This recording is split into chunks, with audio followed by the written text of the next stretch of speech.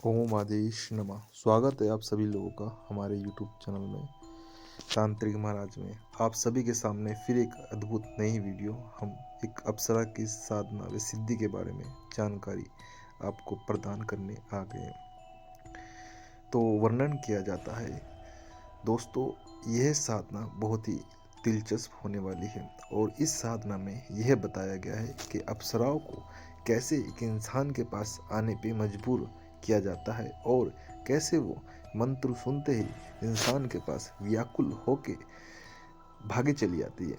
वैसे तो अप्सराएं बहुत हैं और हर एक अप्सरा की अलग अलग शक्तियां हैं, लेकिन इंद्रलोक में 3 अप्सराएं बहुत ही महत्वपूर्ण हैं।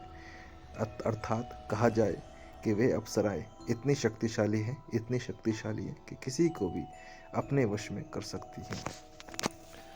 तो आप सभी के सामने हम यह अप्सरा के बारे में बताने जा रहे हैं। सभी लोग हमारा यूट्यूब चैनल सब्सक्राइब कर दें और इस चैनल से जुड़ जाएं। ओम आदेश नमः, हर हर शंभु। तो साधकों, आपको एक बहुत छोटी सी बात हम बताना चाहते हैं। कोई भी साधक तंत्र क्षेत्र में अगर आया है या वो साधना करना सीख रहा है या सीखना चाहता है, पहले वो कुछ चीज़ों का ध्यान रखे।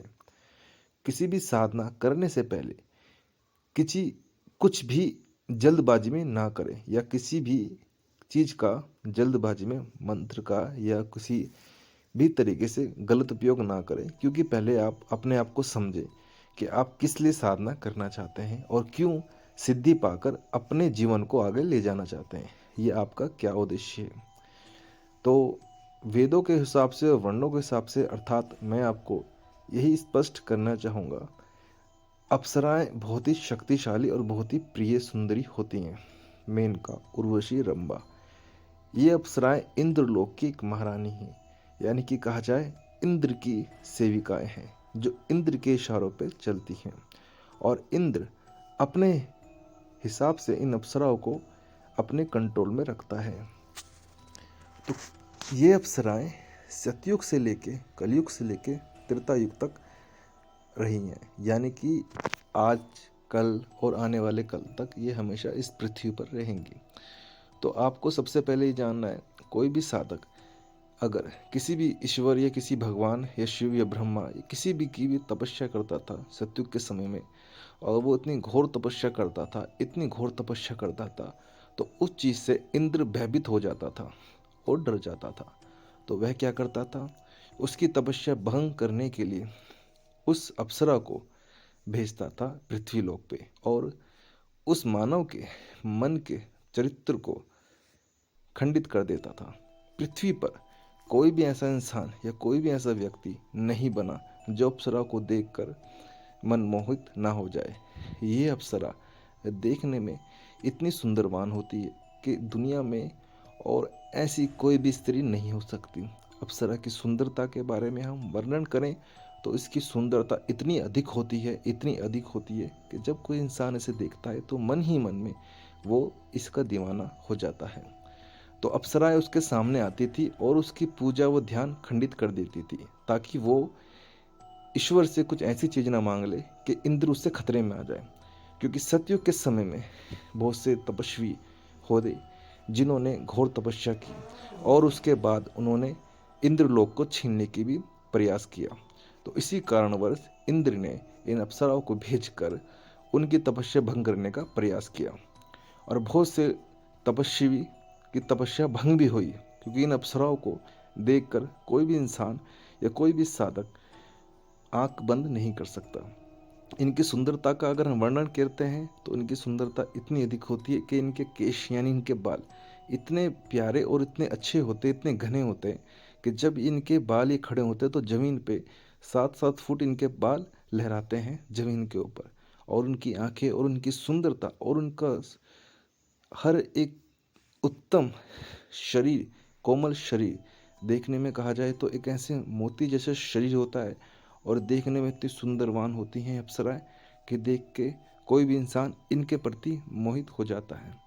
और आज भी लोग अप्सराओं को पाने के लिए बेताब बेचैन रहते हैं।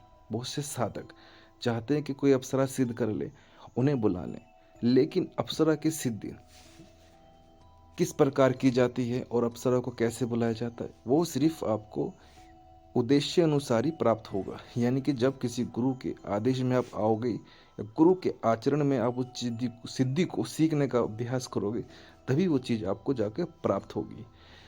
यह अप्सरा आपके जीवन में आके आपका कितना भी कार्य कर सकती है, कठिन से कठिन कार्य कर सकती है।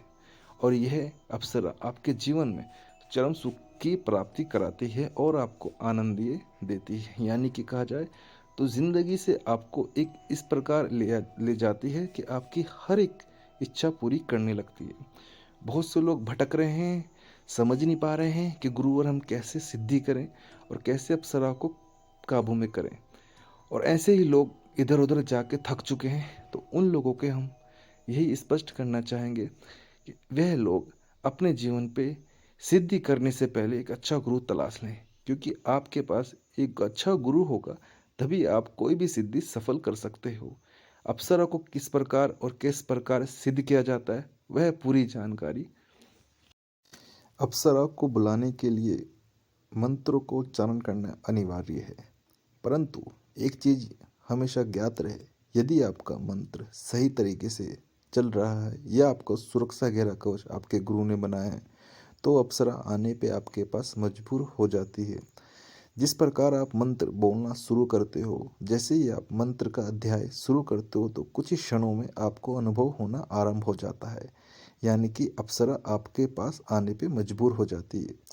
साधक जब अप्सरा को देखता है और उससे वरदान प्राप्त करता है, तो सबसे पहले वरदान साधक अप्सरा से यही मांगता है, उसे देखकर कि उसे प्रेमिका के रूप में सिद्ध करना चाहता है और चाहता है कि उसके जीवन में वो सुख की प्राप्ति या सुख ही उसके जीवन में ला दे।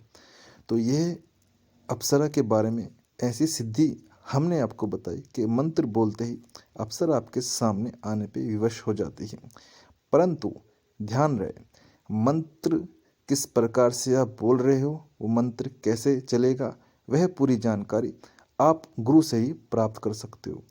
क्योंकि आपको इस वीडियो में देखकर यह तो पता चल ही गया होगा कि अप्सरा को बुलाने से पहले कुछ सावधानी बरतनी अवश्य होती है।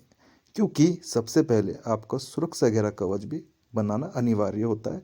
उसके बाद ही अप्सरा को आपके सामने या आपके पास प्रतिशीकरण कराया जाता है मंत्रों के द्वारा, और वह आपके जीवन में आके आपकी तपस्या को सफल बनाती है और आपके जीवन को खुशहाल बना देती है।